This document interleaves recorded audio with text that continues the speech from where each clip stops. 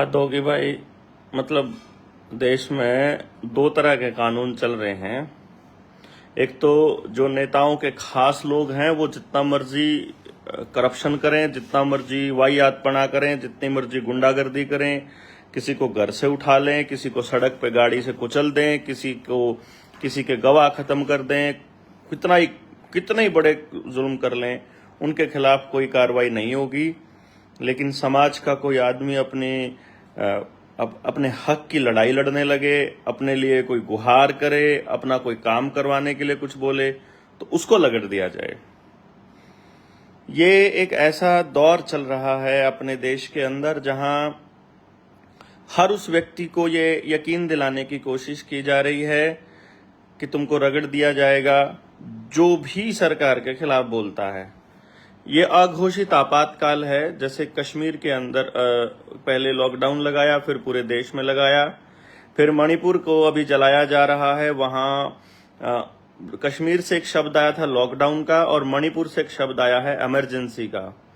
तो ये इमरजेंसी मणिपुर में लग गई है आधिकारिक रूप से, और बाकी देश में लग रही है बिना किसी आधिकारिक घोषणा के। इस वक्त मैं बात कर रहा हूं करनाल में चल रहे प्रकरण की। अभी घंटा भर पहले आकर्षण उप्पल को गिरफ्तार कर लिया गया।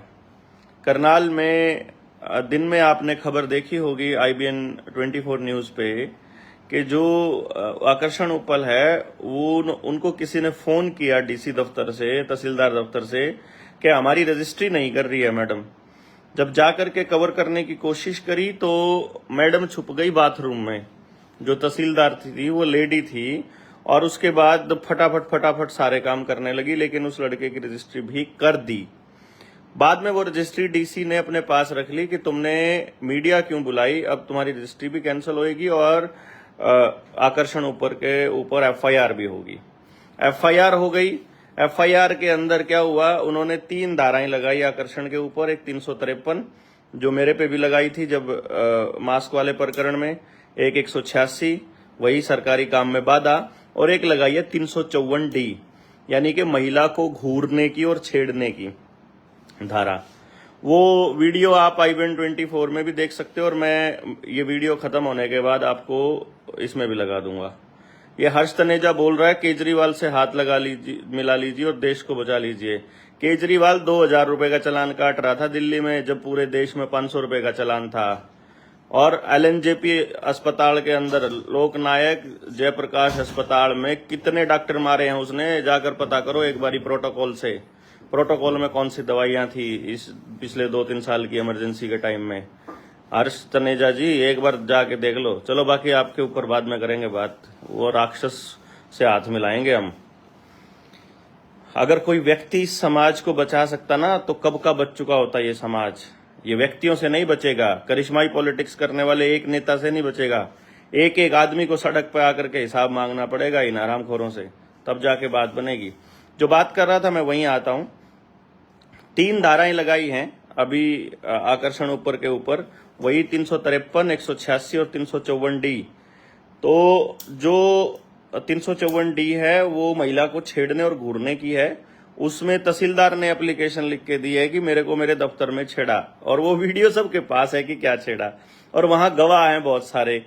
तो चलेगा तो ये है नहीं।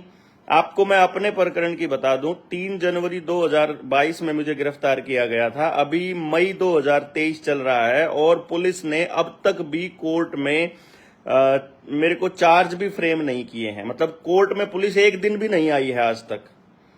समझ गए हैं? यानी कि यही काम इसमें भी होने वाला है। ये सिर्फ डराने के लिए काम चल रहा है, ताकि जो और लोग हैं और मीडिया कर्मी हैं वो आवाज ना उठाएं और लोग डर जाएं, ये कह करके ये जो सरकार है ये बहुत ज्यादा अत्याचारी सरकार है और आप इससे नहीं लड़ सकते। लेकिन आपको ये बता दें, वहां सैकड़ों की संख्या में लोग पहुंच चुके हैं करनाल में। करनाल जनता सरकार मोर्चा के साथी भी वहां पहुंच चुके हैं। वहां पर किसी भी कीमत में मतलब इस बात को बर्दाश्त नहीं किया जाएगा कि आप किसी को भी जैसे मर्जी मतलब किसी के साथ जैसा मर्जी आप व्यवहार करें और फिर वो चुपचाप आपकी बात को सहन करता रहें। ठीक है, अगर गिरफ्तार कर लिया है, अगर बात मीडिया में चली गई है, तो कल को वो कोर्ट में पेश करेंगे और मैं रिक्वेस्ट करता हूं आकर्षण उप्पल से, भाई से, कि भाई आप जमानत मत लेना। मेरे से गलती हो गई थी मेरे केस में कि मैंने जमानत ले ली थी। वो आपको आपके पर्सनल बॉन्ड पे छोड़ेंगे। जमानत मत लेना किसी को बुला करके। आप बोलना मुझे जमानत नहीं लेनी क्योंकि मुझे कोई गलती मैंने नहीं करी है और मुझे जेल में भेजो, और जब मैं बाहर आऊंगा तो बाहर आकर के फिर मुझे उसके बाद फिर उस तहसीलदार को फिर हम देखेंगे कि जो दिन हम जेल में काटे हैं उसका हर्जाना उससे व्यक्तिगत रूप से वसूलेंगे। फिर वो लड़ाई लड़ेंगे। तो अभी इस वक्त क्या है कि वहां थाने के बाहर अभी इस वक्त लोग खड़े हैं और लोगों ने वहां थाने का घेराव कर दिया है और करनाल के अंदर जो है वो बड़ा अफरा तफरी का माहौल मतलब सीएम सिटी में मचाने की कोशिश की जा रही है, लेकिन लोग शांतिपूर्ण तरीके से विरोध कर रहे हैं। देखना यह होगा कि सरकार क्या करेगी, क्योंकि इसी सरकार से एक अंतर्राष्ट्रीय स्तर की महिला खिलाड़ी, एक नहीं मतलब 14, 15, 20 के करीब महिलाएं जो हैं, वो लड़कियां जो हैं, न्याय की गुहार मांग रही हैं और जंतर मंतर पर बैठी हैं। यही इसी खट्टर का जो बड़ा भाई है वो दिल्ली में बैठा है, उससे गुहार मांग रही हैं और वो कह रही हैं कि हमको न्याय दीजिए। वहां पर गिरफ्तारी नहीं हो रही है, जबकि उसमें पोक्सो एक्ट भी लगा हुआ है जिसके अंदर फटाफट गिरफ्तारी होती है, और यहां मात्र उस धारा पे गिरफ्तारी कर ली गई अगले 3-4 घंटे के अंदर ही, जिस धारा में साथ के साथ जमानत है। बाकी आप समझदार हैं, आप पूरे खेल को समझते हैं। ये गलती कर रही है सरकार कि लोगों को उकसा रही है, लोगों को कह रही है कि हम तुम्हारी मतलब किसी भी बात की सुनवाई नहीं करेंगे और तुमको ऐसे ही रगड़ना जारी रखेंगे, तुम्हारे साथ में अत्याचार होता रहेगा, जो भी बोलेगा उसको जेल भेज दिया जाएगा। उसके ऊपर जैसे सेंगर ने गवाहों को मारने के लिए ट्रक से एक्सीडेंट करवा दिया और सारे कुचल दिए, इसी तरीके से मतलब चुनाव जीतने के लिए बाद में कोई पुलवामा जैसी घटना करवा दी जाएगी और फिर जातीय दंगे करवा दिए जाएंगे और फिर आपको लगेगा कि ये सरकार बहुत मजबूत है। टेलीविजन पर आप ही के खिलाफ षड्यंत्र रचता रहेगी मीडिया, और आप सोचेंगे कि मीडिया आपकी फेवर की बात कर रही है। और अब आप समझदार हैं कि समाज में क्या हो रहा है और आपको क्या करना चाहिए। आपसे गुजारिश है, एक तो ज्यादा से ज्यादा लोगों तक ये बात पहुंचाइए। आप अपनी वीडियो बनाकर पहुंचाइए या फिर इस वीडियो को शेयर करके पहुंचाइए। जो करनाल में साथी हैं जिनके लिए संभव है वो वहां पहुंचें और आकर्षण भाई की आवाज को बुलंद करें, उनके साथ में खड़े हों, समाज के लोगों को बताएं कि हम हर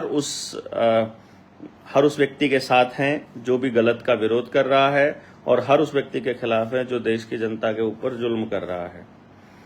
हालांकि होना कुछ नहीं है इन धाराओं में, सुबह जमानत हो जानी है। ये सिर्फ कमजोर हृदय वाले और जो लोग घर से कभी निकले नहीं है उनको डराने के लिए ये गिरफ्तारियां होती हैं। जो व्यक्ति सड़कों पर उतर आएंगे, जो एक बार देख लेंगे पुलिस का बर्ताव देख लेंगे, थानों में चले जाएंगे, एक बार जेल में रह के आ जाएंगे, उनको पता चल जाएगा कुछ नहीं होता, जेल वेल जाना कुछ फर्क नहीं पड़ता है। लेकिन आपको अपने हकों की लड़ाई लड़नी आ जाती है, आपको आपकी हिम्मत जो है वो बढ़ जाती है, आपका डर जो है वो खुल जाता है, और इसलिए ये जरूरी है कि आप अपनी आवाज को बुलंद करें। औरों की आवाज भी बुलंद करेंगे तो बेहतर रहेगा।